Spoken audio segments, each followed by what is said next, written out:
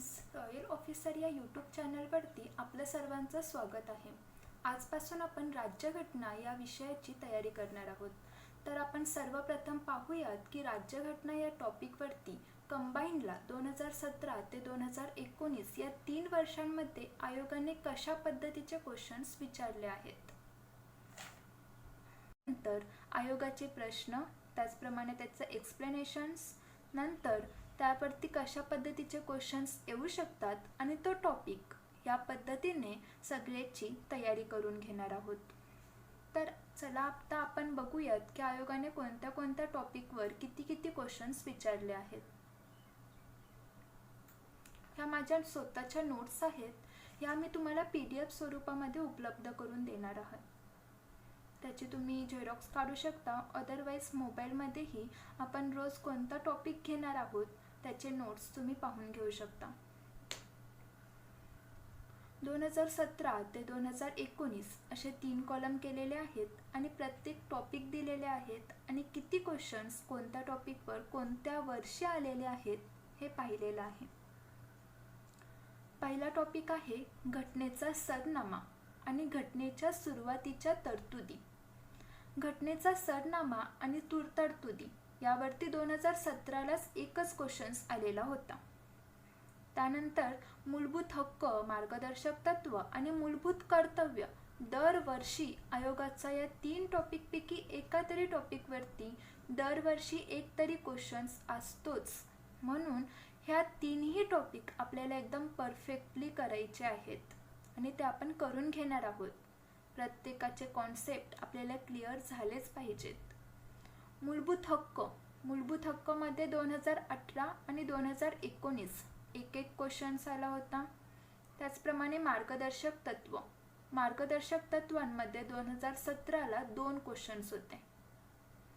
मूलभूत कर्तव्यावर 2019ला 1 क्वेश्चन होता. नंतर येते ते संसदेवरती 2017ला 2 क्वेश्चन्स होते आणि 2018ला होता 1 क्वेश्चन्स. 19ला नव्हता. महान्यायवादीचा 2017ला 1 क्वेश्चन होता. त्यानंतर आहे विधानमंडळावरती 2018ला 1 क्वेश्चन्स आलेला होता.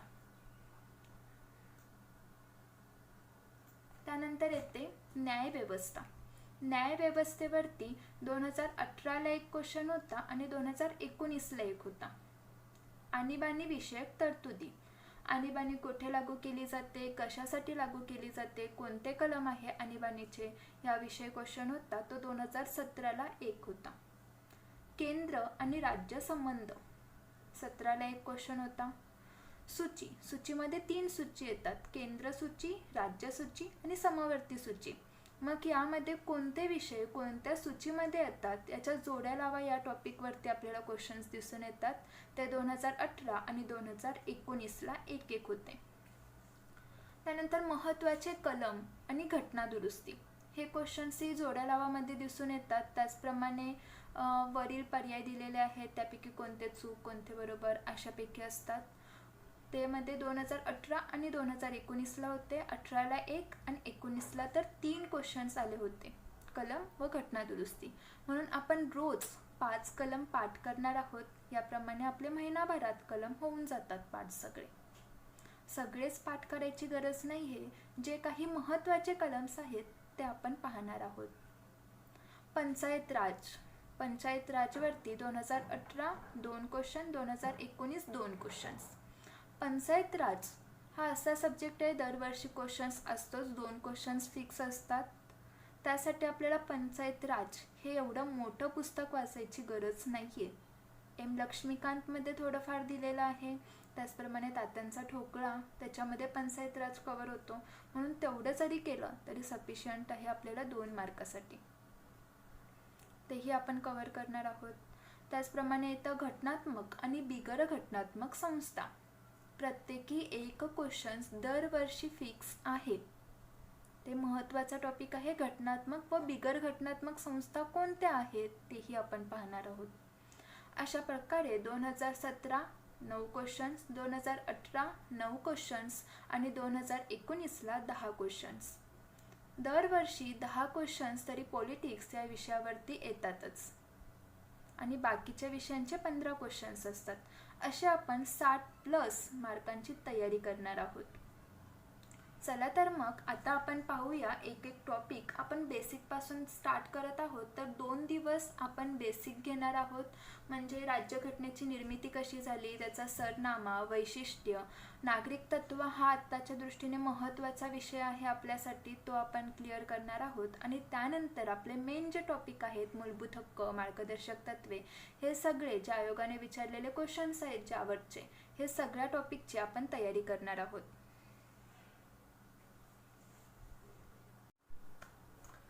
चला तर मग आता आपण पाहूया राज्यघटनेची निर्मिती. घटना समितीची संकल्पना ही सर्वप्रथम M.N. रॉय यांनी 1934 मध्ये मांडलेली आहे. M.N. रॉय 1934 घटना समितीची संकल्पना. आणि घटना समितीमध्ये एकूण सदस्य होते 389. किती सदस्य होते? 389 सदस्य होते. जुलै-ऑगस्ट 1946 मध्ये निवडणूक घेण्यात आलेली होती. जुलै-ऑगस्ट 1946 मध्ये निवडणुका घेण्यात आल्या होत्या आणि 389 जे सदस्य होते त्या सदस्यांपैकी 296 सदस्य हे ब्रिटिश प्रांतासाठी निवडले होते. 296 सदस्य ब्रिटिश प्रांतासाठी निवडले होते. 296 सदस्य ब्रिटिश प्रांतासाठी निवडले होते. लक्षात कसं ठेवायचं?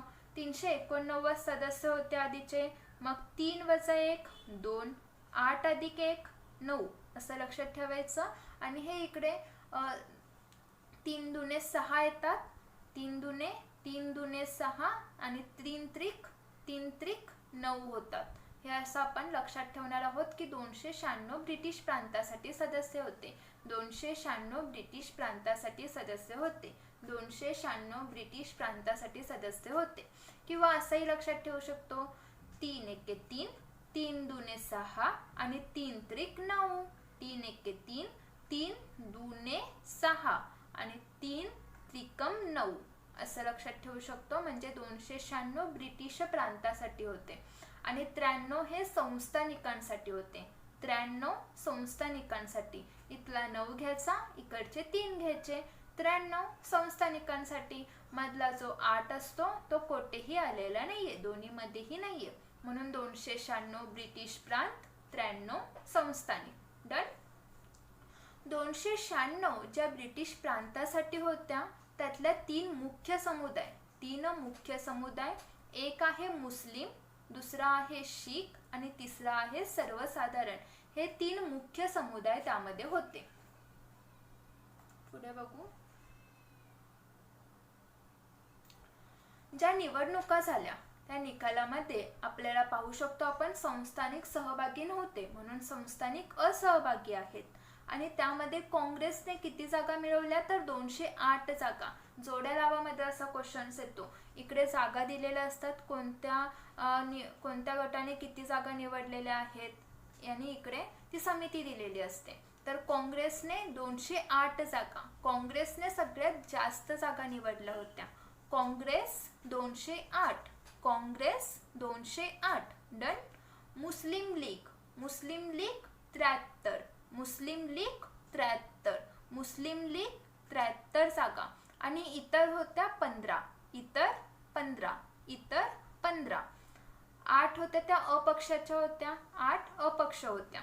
लक्षातच ठेवायचं, काँग्रेस सर्वात जास्त होता. काँग्रेसला 208 जागा होत्या. काँग्रेसच्या खाली होता मुस्लिम लीग 73 आणि इतर होता 15 आणि 8 अपक्षाच्या होत्या. अपक्ष 8 होत्या.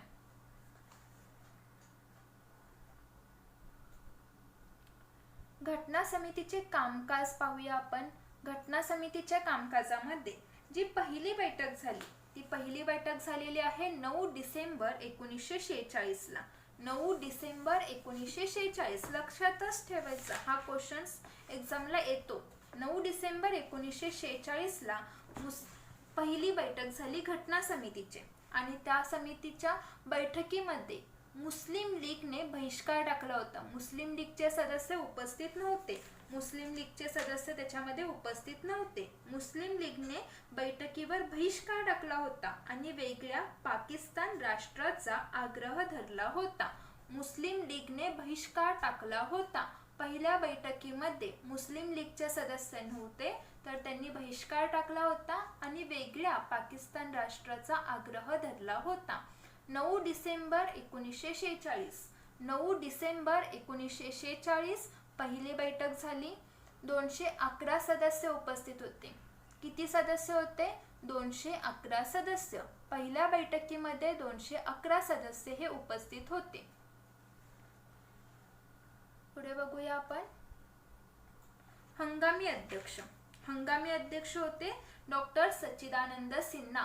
सच्चिदानंद सिन्हा. सच्चिदानंद सिन्हा हे हंगामी अध्यक्ष होते. हंगामी अध्यक्ष होते डॉक्टर सच्चिदानंद सिन्हा. सच्चिदानंद सिन्हा. सच्चिदानंद सिन्हा हे हंगामी अध्यक्ष होते. आणि हे अनुकरण आपण फ्रान्सच्या प्रथेचं केलेलं आहे. ज्येष्ठतेनुसार, ज्येष्ठतेच्या क्रमानुसार पहिले हंगामी अध्यक्ष होते डॉक्टर सच्चिदानंद सिन्हा आणि आपण याचं अनुकरण केलेलं आहे फ्रान्स सारखं. फ्रान्सचं अनुकरण आपण केलं आहे. त्याचप्रमाणे उपाध्यक्ष कोण होते? हंगामी उपाध्यक्ष होते frank Anthony. Frank Anthony. Frank Anthony. उपाध्यक्ष फ्रँक अँथोनी. अध्यक्ष डॉक्टर सच्चिदानंद सिन्हा. हंगामी अध्यक्ष डॉक्टर सच्चिदानंद सिन्हा आणि हंगामी उपाध्यक्ष फ्रँक अँथोनी. Frank Anthony. दुसरी बैठक. दुसरी बैठक कधी झाली? 11 डिसेंबर 1946. 11 डिसेंबर 1946 दुसरी बैठक. घटना समितीची दुसरी बैठक 11 डिसेंबर 1946 आणि त्याची कायम अध्यक्ष होते, कायमस्वरूपी अध्यक्ष कोण होते? डॉक्टर राजेंद्र प्रसाद. राजेंद्र प्रसाद. डॉक्टर राजेंद्र प्रसाद. कायमस्वरूपी अध्यक्ष डॉक्टर राजेंद्र प्रसाद. प्रसाद आपल्याला कायम भेटतो. प्रसाद कायमस्वरूपी आपल्याला भेटतो म्हणून डॉक्टर राजेंद्र प्रसाद हे कायमस्वरूपी अध्यक्ष होते. डॉक्टर राजेंद्र प्रसाद. डॉक्टर राजेंद्र प्रसाद हे कायमस्वरूपी अध्यक्ष होते. त्याचप्रमाणे उपाध्यक्ष कोण होते? एच.सी. मुखर्जी. एच.सी. मुखर्जी. एच.सी. मुखर्जी. एच.सी. मुखर्जी. उपाध्यक्ष एच.सी. मुखर्जी. आणि सल्लागार होते सर बी.एन. राव. राव म्हटल्यावरती सल्ला देतात. राव लोक सल्ला देतात म्हणून सल्लागार कोण होते? Sir B N. Rao. Sir B N. Rao सल्लागार होते. उद्दिष्टांचा ठराव बघूया आपण. 8 उद्दिष्टांचा ठराव मांडण्यात आला होता. तर तो कधी मांडला? 13 डिसेंबर 1946. 13 डिसेंबर 1946 ला 8 उद्दिष्टांचा ठराव मांडण्यात आला. 13 डिसेंबर 1946 ला. 13 डिसेंबर 1946 8 उद्दिष्टांचा ठराव मांडण्यात आला आणि पंडित जवाहरलाल नेहरू. पंडित जवाहरलाल नेहरू हे अध्यक्ष होते. पंडित जवाहरलाल नेहरू हे या घटना समितीचे ऐतिहासिक ठराव मांडला. नेहरू. पंडित जवाहरलाल नेहरू. पंडित जवाहरलाल नेहरू. पंडित जवाहरलाल नेहरू हे यांनी हा ठराव मांडलेला आहे. पंडित जवाहरलाल नेहरू. नेहरू 8 उद्दिष्टांचा ठराव. नेहरूंनी 8 उद्दिष्ट सांगितलेली आहेत. 8 उद्दिष्टांचा ठराव मांडला पंडित जवाहरलाल नेहरू यांनी. त्यानंतर स्वातंत्र्याचा कायदा. स्वातंत्र्याचा कायदा 1947 नुसार 3 बदल करण्यात आले. स्वातंत्र्याचा कायदा 1947 नुसार 3 बदल करण्यात आले. तर ते कोणते कोणते बदल करण्यात आलेले आहेत? पहिला आहे समिती सार्वभौम बनली. घटना समिती ही सार्वभौम बनली. सार्वभौम बनली. समिती कायदेमंडळ बनले. घटना समिती कायदेमंडळ बनले. घटना समिती कायदेमंडळ बनले. सदस्य संख्या ही 389 वरून 299 एवढी कमी झाली. सदस्य संख्या आधी किती होती? 389 होती. सदस्य संख्या आधी होती 389 सदस्य संख्या होती. 296 ब्रिटिश प्रांत आणि 93 संस्थानिकांचे. मग त्या 389 वरून 299 एवढी सदस्य संख्या ही कमी झाली. कमी झाल्यावरती ब्रिटिश प्रांतामध्ये 299 सदस्य झाले. ब्रिटिश प्रांत 299, ब्रिटिश प्रांतामध्ये सदस्य वाढले. 296 होते, आता 299 झाले. 296 होते ते 299 झाले. आणि संस्थानिकांमध्ये 93 सदस्य होते. संस्थानिक 93 सदस्य, संस्थानिक 93 सदस्य 93. आणि आता ते किती झाले? 70 झाले. 70 संस्थानिकांचे 70 सदस्य झाले. अशी सदस्य संख्या ही कमी झाली. कधी? स्वातंत्र्याचा कायदा 1947 नुसार. आयोग विचारू शकतो, स्वातंत्र्याचा कायदा 1947 नुसार कोणते कोणते बदल करण्यात आले? कोणतेही ऑप्शन देऊ शकतात, त्यापैकी एखादा ऑप्शन यापैकी असू शकतो. त्यानंतर आपण बघू समिती. घटना समिती म्हणून कार्यरत असताना, समिती ही घटना समिती म्हणून जेव्हा कार्यरत होती तेव्हा त्याचे अध्यक्ष होते डॉक्टर राजेंद्र प्रसाद. डॉक्टर राजेंद्र प्रसाद कायमस्वरूपी अध्यक्ष होते. म्हणून समिती घटना समिती म्हणून जेव्हा कार्यरत होती त्यावेळी अध्यक्ष होते डॉक्टर राजेंद्र प्रसाद. आणि कायदेमंडळ म्हणून कार्य करत जेव्हा होती, समिती ही कायदेमंडळ म्हणून जेव्हा कार्य करत होती तेव्हा त्याचे अध्यक्ष होते G V Mavalankar. G V Mavalankar. कायदेमंडळ म्हटल्यावर मावळणकर. कायदेमंडळ, मंडळ मध्ये एम येतो म्हणून मावळणकर. कायदेमंडळाचे अध्यक्ष कोण होते? Mavalankar, G V Mavalankar. त्यानंतर बघू आपण राष्ट्रध्वज स्वीकृत कधी झाला. राष्ट्रध्वज कधी स्वीकृत करण्यात आला? दिसत नसेल ना?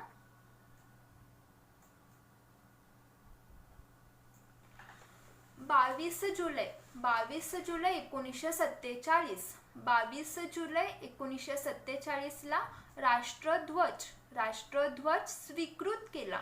22 जुलै 1947.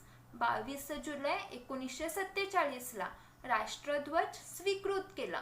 आणि 24 जानेवारी 1950 ला राष्ट्रगीत व राष्ट्रगान स्वीकृत करण्यात आले. राष्ट्रगीत आणि राष्ट्रगान कधी स्वीकृत केले? 24 जानेवारी 1950 ला. 26 जानेवारी नाही तर 24 जानेवारी 1950. 24 जानेवारी 1950 राष्ट्रगीत आणि राष्ट्रगान स्वीकृत केले. आणि राष्ट्रध्वज कधी केला? 22 जुलै 1947. 22 जुलै 1947. डॉक्टर राजेंद्र प्रसाद हे भारताचे पहिले राष्ट्रपती होते. डॉक्टर राजेंद्र प्रसाद हे पहिले राष्ट्रपती होते भारताचे. पहिले राष्ट्रपती. प्रसाद पहिला. प्रसाद आपल्याला पहिला पाहिजे असतो. डॉक्टर राजेंद्र प्रसाद भारताचे पहिले राष्ट्रपती. आणि घटना समितीचे कार्य हे एकूण 2 वर्ष 11 महिने 18 दिवस चालले. काही बुक्स मध्ये 17 दिवस दिलेला आहे. आयोगानेही एका पेपर मध्ये दिलेलं होतं 17 दिवस. तर ते 17-18 हे दोन्ही अंक लक्षात ठेवा. यापेक्षा वेगळं काही नाही विचारणार. 2 वर्ष 11 महिने 18 किंवा 17 दिवस अशा प्रकारे क्वेश्चन्स येऊ शकतो. 2 वर्ष. आता आपण पाहूया घटना समित्या कोणत्या कोणत्या आहेत. घटना समित्या अध्यक्ष कोण आहेत, कशाच्या आहेत ते आपण पाहू. संघराज्य अधिकार समिती. संघराज्य हा शब्द आला की आपल्या माइंड मध्ये फिक्स करायचं जवाहरलाल नेहरूच. संघराज्य म्हटल्यावर जवाहरलाल नेहरू संघराज्य लक्षातच ठेवायचं. अध्यक्ष जवाहरलाल नेहरू कशाचे आहेत तर संघराज्य अधिकार समिती आणि संघराज्य राज्यघटना समिती. संघराज्य अधिकार समिती, संघराज्य राज्यघटना समिती याचे अध्यक्ष कोण आहेत? पंडित जवाहरलाल नेहरू. संघराज्य म्हटल्यावरती नेहरू हा शब्द लक्षातच ठेवायचा. त्यानंतर दुसरी समिती पाहूया. सरदार वल्लभभाई पटेल कशाचे अध्यक्ष होते तर प्रांतिक राज्यघटना समिती. प्रांतिक राज्यघटना समिती, प्रांतिक राज्यघटना समिती, प्रांतिक राज्यघटना समिती. आणि दुसरा आहे मूलभूत हक्क अल्पसंख्याक SC ST अंतर्भूत न केलेले क्षेत्र. मूलभूत हक्क अल्पसंख्याक व SC आणि ST अनुसूचित जाती अनुसूचित जमाती अंतर्भूत न केलेले क्षेत्र यांचे अध्यक्ष कोण आहेत? सरदार वल्लभभाई पटेल. त्यानंतर डॉक्टर राजेंद्र प्रसाद.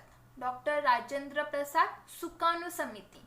प्रसाद सुकानं खाऊ शकतो आपण, प्रसाद हा आपण सुकानं खाऊ शकतो म्हणून राजेंद्र प्रसाद सुकाणू समिती. डॉक्टर राजेंद्र प्रसाद सुकाणू समिती. आणि दुसरं कामकाज व नियमन समिती. कामकाज आणि नियमन समिती या दोन्हीचे अध्यक्ष आहेत Rajendra Prasad.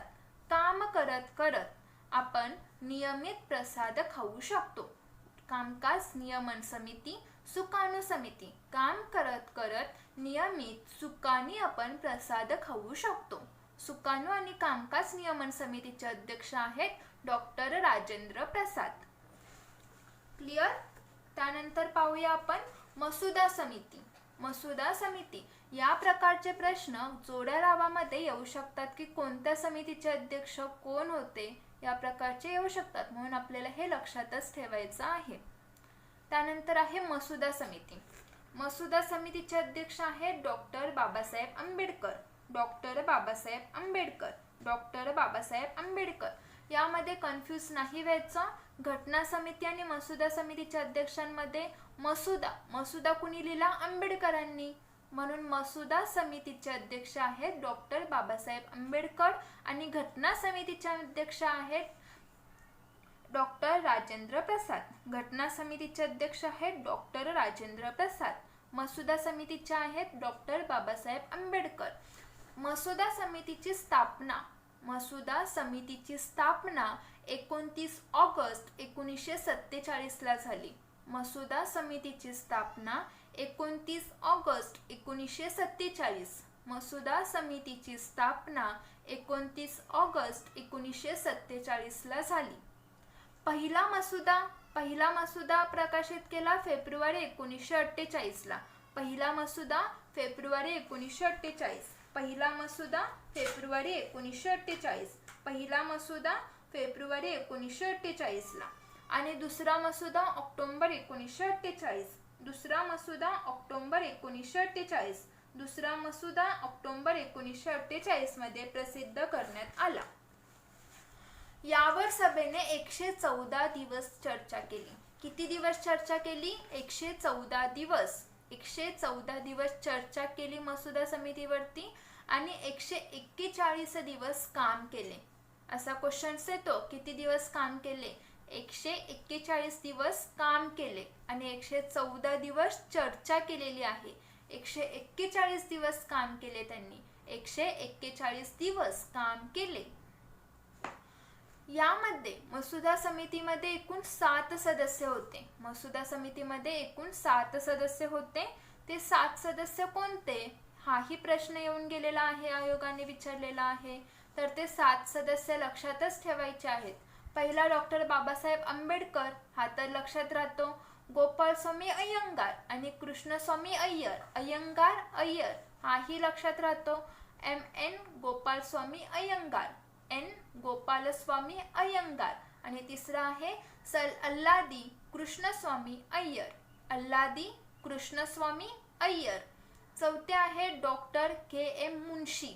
Doctor KM Munshi. Doctor KM Munshi. पाचवे आहेत सईद मोहम्मद सादुल्ला. सईद मोहम्मद सादुल्ला. सईद मोहम्मद सादुल्ला. सहावे आहेत N Madhavrao. N Madhavrao. N Madhavrao यांच्या जागी BL मित्तर यांनी राजीनामा दिला. BL मित्तर यांनी राजीनामा दिला आणि त्या जागी N माधवराव आले. सातवे आहेत YT कृष्णरामचारी. YT कृष्णरामचारी. YT Krishnamachari. YT Krishnamachari. YT Krishnamachari. DP Khetan यांचे निधन झाले. डी.पी. खेतान यांचे निधन झाले आणि त्यांच्या जागी वाय.टी. कृष्णमाचारी हे आले. वाय.टी. कृष्णमाचारी. हे लक्षात कसं ठेवायचं? बी.एल. मित्तर आणि एन. माधवराव. एम आला म्हणून एम ची जोडी लक्षात ठेवायची. मित्तरच्या जागी माधवराव आले, एम. त्याचप्रमाणे वाय.टी. कृष्णमाचारी, के आला. डी.पी. खेतान के आला. के खेतान यांचे निधन झाले आणि त्या जागी कृष्णमाचारी आले, के एम अशी जोडी लक्षात ठेवायची. पुढे बघू आपण राज्यघटनेचा कायदा बघूया आपण आता. इथपर्यंत सगळ्यांचं क्लिअर झालं असेल. आय होप कुणाला काही डाऊट असेल तर त्यांनी कमेंट्समध्ये मला सांगा, मी ते क्लिअर करत जाईल. राज्यघटनेचा कायदा ते आपण पाहू. डॉक्टर बाबासाहेब आंबेडकर. कायदा म्हटल्यावरती डॉक्टर बाबासाहेब आंबेडकर लक्षातच ठेवायचा. तर डॉक्टर बी.आर. आंबेडकर यांनी 4 नोव्हेंबर 1948 रोजी 4 नोव्हेंबर 1948 रोजी राज्यघटनेचा अंतिम मसुदा समितीला सादर केला. 4 नोव्हेंबर 1948 रोजी 4 नोव्हेंबर 1948 4 नोव्हेंबर 1948 ला डॉक्टर बाबासाहेब आंबेडकरांनी अंतिम मसुदा ह्या घटना समितीला सादर केला. घटना समितीला अंतिम मसुदा सादर केला 4 नोव्हेंबर 1948 ला. त्यावरती दुसरे वाचन झाले 15 नोव्हेंबर 1948. 15 नोव्हेंबर 1948 ला दुसरे वाचन झाले. 14 नोव्हेंबर 1949 14 नोव्हेंबर 1949 ला तिसरे वाचन झाले आणि 26 नोव्हेंबर 1949 ला ठराव संमत झाला. फायनली ठराव संमत कधी झाला? 26 नोव्हेंबर 1949. 26 नोव्हेंबर 1949 ला ठराव संमत झाला आणि 299 पैकी 299 सदस्य जे आपले होते, स्वातंत्र्याचा कायदा 1947 नुसार 3 बदल झाले. तेव्हा त्यामध्ये सदस्य संख्या ही ब्रिटिश प्रांताची 299 होती. मग त्या 299 पैकी 284 सदस्य हजर होते. 299 पैकी 284 सदस्य त्यावेळी हजर होते. त्यावेळेस घटनेमध्ये किती भाग होते? 22 भाग होते. घटनेत 22 भाग होते. 8 परिशिष्ट होती आणि 395 कलम होते. 22 भाग, 8 परिशिष्ट आणि 395 कलमे. 22 भाग, 8 परिशिष्ट, 395 कलमे. लक्षातच ठेवायचं. 22 भाग होते, 8 परिशिष्ट होते, 395 कलम होते. डन. पुढे बघू आपण. आता आपला शेवटचा पॉइंट फक्त राहिलेला आहे.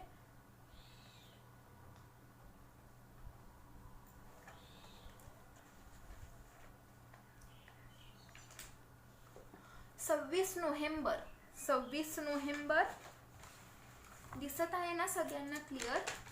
26 नोव्हेंबर 1949 पासूनच काही तरतुदी अंमलात आलेल्या आहेत. 26 नोव्हेंबर 1949 पासूनच काही तरतुदी अंमलात आल्या होत्या. त्यातल्या कोणत्या कोणत्या तरतुदी आहेत ते पाहू आपण. पहिला आहे नागरिक तत्वामधले कलम 5, 6, 7, 8 आणि 9. 26 नोव्हेंबर 1949 पासून काही तरतुदी अंमलात आल्या.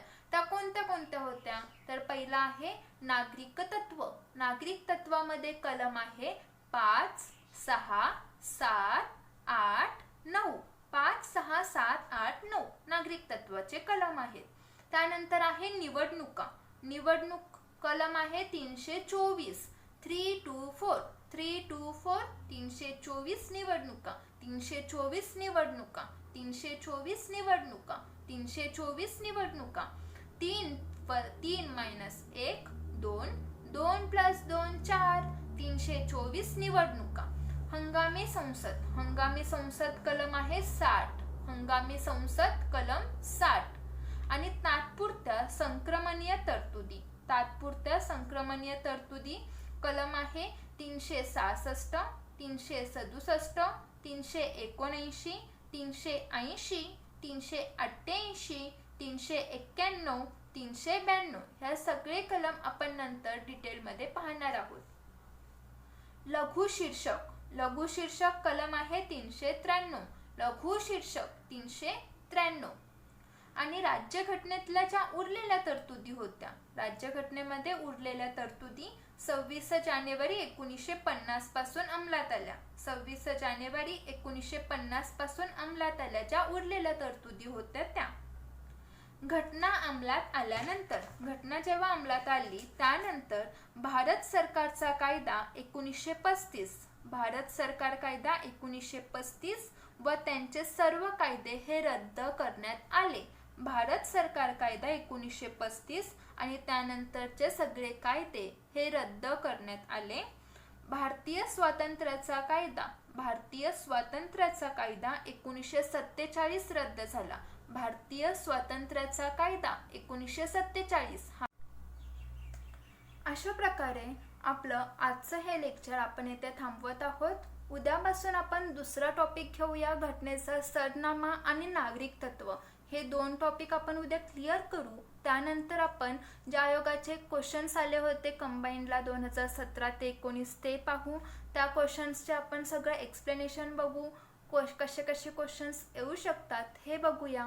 जर का तुम्हाला आजचं चॅनल माझा आवडला असेल लेक्चर तर तुम्ही लाईक करा, सबस्क्राईब करा आणि तुमच्या फ्रेंड्सना शेअर करा आणि कसं वाटलं ते तुम्ही कमेंट्समध्ये सांगा. बाय.